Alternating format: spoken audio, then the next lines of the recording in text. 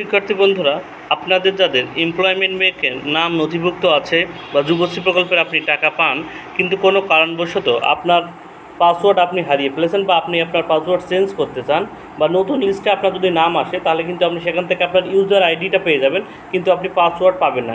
এই নতুন লিস্টে কিন্তু নাম গতকালই প্রকাশিত হয়েছে এবং নতুন লিস্টে নাম আসার পর আপনার কিন্তু অ্যানাক্সা 1 এবং অ্যানাক্সা 2 ফর্ম ফিল আপ করতে হয়। অ্যানাক্সা 1 এবং অ্যানাক্সা 2 ফর্ম ফিল আপ করতে হলে কিন্তু আপনার অবশ্যই আইডি এবং পাসওয়ার্ডটা দরকার। যেহেতু আপনার লিস্টে নাম আছে, আপনি কিন্তু আইডিটা অর্থাৎ এনরোলমেন্ট আইডিটা কিন্তু আপনি সেখানে পেয়ে যাবেন, কিন্তু পাসওয়ার্ড কিন্তু আপনি পাবেন না। সেই পাসওয়ার্ডটা কোনো কারণবশত যদি আপনার হারিয়ে থাকে, আপনি কিভাবে 1 মিনিটে আপনার মোবাইলের মাধ্যমে সেটা আপনি বের করবেন, আজকে এই ভিডিওর মাধ্যমে জানাবো। প্রথম থেকে শেষ পর্যন্ত ভিডিওটির সঙ্গে থাকুন। এর জন্য প্রথমে আপনাদের মোবাইলের গুগল বা ক্রোম ব্রাউজারে গিয়ে শুধু লিখবেন এমপ্লয়মেন্ট ব্যাংক, লিখে আপনি সার্চ করবেন। সার্চ করার সাথে সাথে কিন্তু আপনাদের যে অফিসিয়াল ওয়েবসাইটটা দেখতে পাচ্ছেন, ওই অফিসিয়াল ওয়েবসাইটটা কিন্তু খুলে যাবে। আমি ডেসক্রিপশন বক্সে আপনাদের সুবিধার্থে অফিসিয়াল ওয়েবসাইটের লিঙ্ক দিয়ে দেবো। এরপর স্ক্রল ডাউন করে নিচের দিকে আসবেন। নিচের দিকে আসার পর আপনারা একটা লেখা দেখতে পারবেন বাঁ দিকে, জব সিকার। ঠিক আছে, জব সিকার যে অপশনটা দেখতে পাচ্ছেন, এখানে আপনারা ক্লিক করবেন। ঠিক আছে, এইখানে ক্লিক করার সাথে সাথে কিছু অপশন এখানে দেখতে পারবেন। এখানে দেখতে পাচ্ছেন বিভিন্ন চেঞ্জ পাসওয়ার্ড বলে একটা অপশন আপনারা এখানে দেখতে পাচ্ছেন। ঠিক আছে, চেঞ্জ পাসওয়ার্ড, এই যে লেখাটা আপনারা দেখতে পাচ্ছেন, এই লেখাটা আপনারা ক্লিক করবেন। চেঞ্জ যে পাসওয়ার্ড যে লেখাটা আছে, এখানে ক্লিক করার সাথে সাথে এখানে কিন্তু আপনাদের এখানের পর আপনারা তাদের পাসওয়ার্ড জানেন কিন্তু পাসওয়ার্ড চেঞ্জ করতে চান, তারা কিন্তু এখানে ইউজার নেম, তাদের পাসওয়ার্ড, এখানে যে ক্যাপচার কোড আছে সেটা দিয়ে সাবমিট অপশনে ক্লিক করবেন। কিন্তু যারা একদমই পাসওয়ার্ড জানেন না, ঠিক আছে, একদমই পাসওয়ার্ড ভুলে গেছেন, তারা কিন্তু এখানে যে ফরগেট পাসওয়ার্ড অপশনটা আছে, আপনারা কিন্তু এখানে ক্লিক করবেন। ঠিক আছে, এখানে ক্লিক করার সাথে সাথে আপনাদের কিন্তু এই অপশনটা খুলে যাবে। দেখতে পাচ্ছেন এখানে লেখা আছে স্টেপ, এখানে কিন্তু একটা ডেমো দেওয়া আছে। অর্থাৎ প্রথমে আপনাকে কিন্তু এনরোলমেন্ট আইডি দিতে হবে, তারপর কিন্তু আপনার দেখতে পাচ্ছেন বলছে রেজিস্ট্রেশন কারেক্ট, অর্থাৎ আপনার যে মোবাইল নাম্বারটা ছিল কারেক্ট মোবাইল নাম্বার, সেই মোবাইল নাম্বারটা কিন্তু একটা ওটিপি যাবে, সেই মোবাইল নাম্বারটা আপনি অবশ্যই কাছে রাখবেন।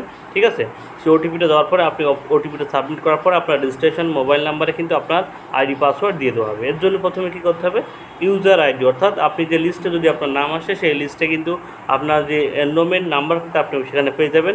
এখানে যে ক্যাপচার অপশনটা আছে, সেই ক্যাপচার অপশনটা আপনি এখানে দেবেন, দেওয়ার পরে এখানে সাবমিট বাটনে ক্লিক করবেন। ঠিক আছে, সাবমিট বাটনে ক্লিক করার সাথে সাথে আপনার এখানে দেখতে পাচ্ছেন, এখানে কিন্তু আপনার আইডি নাম্বারটা দেখাবে এবং আপনার নাম দেখাবে, এবং আপনি যে ফোন নাম্বারটা রেজিস্ট্রেশনের সময় করেছিলেন, সেই ফোন নাম্বারের প্রথম 3টে ওয়ার্ড এবং লাস্টের 3-4টে ওয়ার্ড দেখাবে। ঠিক আছে, তাহলে আপনার ফোন নাম্বারটা আপনি শিওর হয়ে যাবেন আপনার কোন ফোন নাম্বারটা দেওয়া ছিল। এরপর সেই প্রসিড অপশন, এখানে যে প্রসিড অপশনটা আছে, সেই প্রসিড অপশনে আপনি ক্লিক করবেন। প্রসিড অপশনে ক্লিক করার সাথে সাথে আপনাদের এই অপশনটা খুলে যাবে। এইখানে দেখতে পাচ্ছেন আপনার এনরোলমেন্ট নাম্বারটা দেখাবে, আপনার কিন্তু রেজিস্ট্রেশন মোবাইল নাম্বারটা দেখাবে।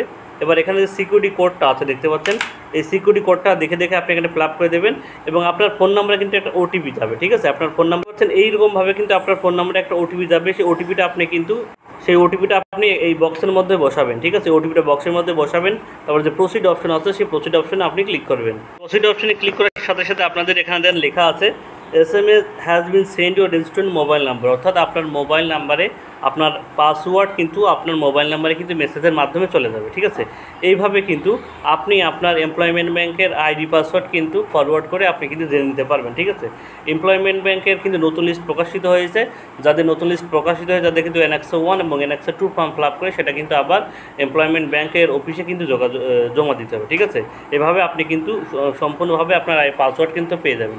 এরকম এমপ্লয়মেন্টের গুরুত্বপূর্ণ আপডেট এবং সমস্ত রকম গুরুত্বপূর্ণ আপডেট পেতে হলে অবশ্যই আমার চ্যানেলকে সাবস্ক্রাইব রাখতে হবে। সবাইকে ধন্যবাদ, সবার জন্য শুভকামনা রইল।